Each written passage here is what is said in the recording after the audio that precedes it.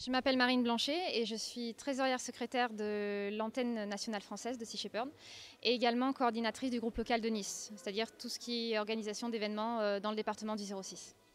Alors très bien, donc là on vous retrouve avec toute l'équipe au salon de Montsartou, avec le capitaine Paul Watson, quelque chose d'assez exceptionnel, on le vu entouré de policiers plusieurs fois dans la journée.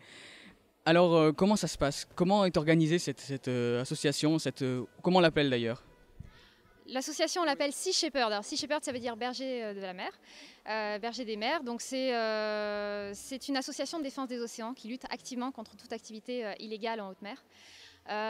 L'organisation, alors on a des bénévoles en mer, des bénévoles à terre, qui font tout à leur niveau pour défendre les océans, et ce de manière directe. Effectivement, Sea Shepherd, ce n'est pas une association de protestation, on ne fait pas de manifestation, on ne fait pas de pétition, on va directement sur le terrain pour intervenir contre les activités des braconniers, contre les activités illégales. Et comment on fait ça? On n'y va pas de main morte, on va jusqu'à éperonner, voire couler des navires illégaux si c'est nécessaire.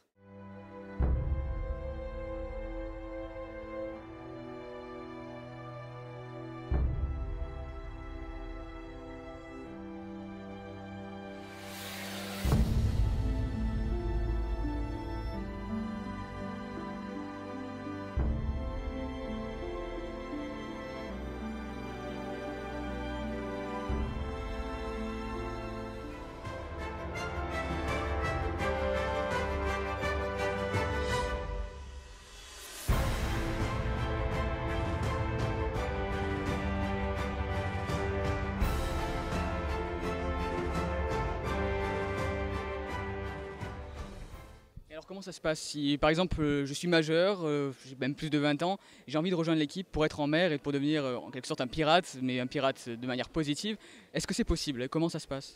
Bien sûr, c'est possible. Alors, il faut savoir que, évidemment, on a beaucoup plus, on va dire, de candidatures que l'on ne peut recruter à bord. Par contre, notre critère numéro 1, c'est la passion des individus et non les compétences. On préfère 1000 fois quelqu'un de passionné qui est prêt à risquer sa vie pour sauver les océans, plutôt que quelqu'un qui a, soi-disant, de grandes compétences sur le plan marin, mais sur qui on ne pourra pas forcément compter au moment où il faudra passer à l'action. Donc, et comment on évalue la passion d'un individu? C'est sur son implication à terre. Est-ce que à terre il s'est impliqué pendant quelques temps?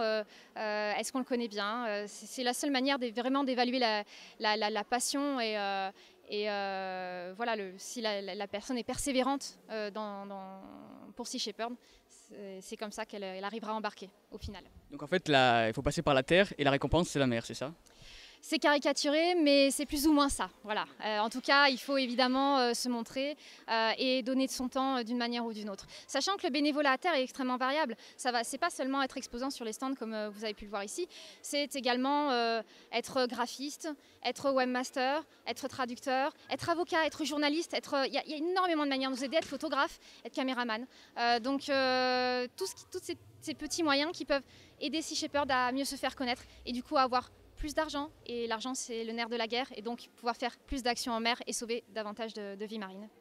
Vous parlez de risquer jusqu'à risquer nos vies en fait si on veut rejoindre C'est possible ça de perdre sa vie comment dire, par exemple sur un bateau qui doit être coulé? Est-ce qu'il y a des risques d'être blessé, comment ça se passe concrètement sur le terrain?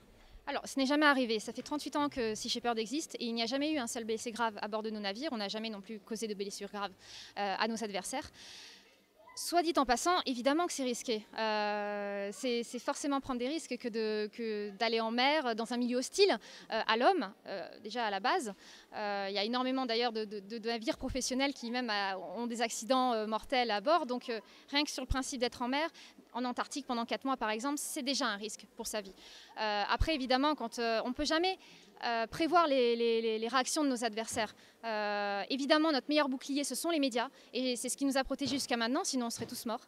Mais c'est le fait qu'on ait des caméras à bord qui puissent retranscrire les images, que là, nos adversaires se disent on serait vraiment les plus grands idiots que de leur tirer dessus, car on en ferait des martyrs.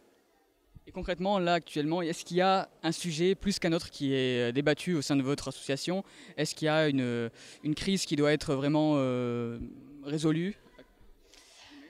Je dirais que le plus important de nos combats, c'est la sauvegarde des requins. Pourquoi les requins? Parce que plus de 100 millions d'entre eux sont tués chaque année, rien que pour leurs ailerons.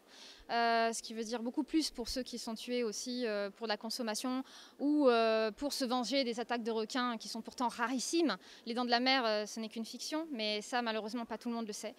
Et donc ces requins ont un délit de sale gueule, c'est-à-dire autant on adore tous les baleines et les dauphins, autant les requins tout de suite, instinctivement, non, on ne veut pas les protéger, alors que ça fait 400 millions d'années qu'ils sont sur notre planète. C'est eux qui ont façonné la majorité de la biodiversité marine. Voilà, sans eux, on ne serait probablement pas là. Et en fait, on est en train de tous les massacrer. Dans 10 ans, à ce rythme-là, il n'y en aura plus un seul.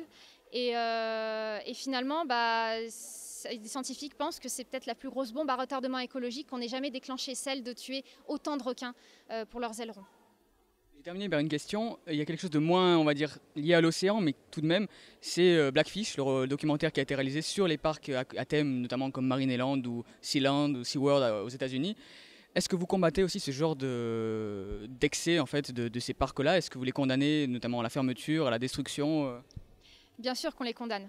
Pour nous, il n'est pas question d'enfermer un animal pour le jeu. Ça, Sea Shepherd a toujours été très clair là-dessus, que ce soit les animaux terrestres ou marins. On a toujours été contre ce genre de parc. Voilà, pour nous, c'est une évidence et il n'y a pas de compromis possible. La question n'est pas d'améliorer leur captivité. C'est pas une cage dorée, ça reste une cage. Et pour nous, non, un être sensible, un être intelligent, il doit être libre.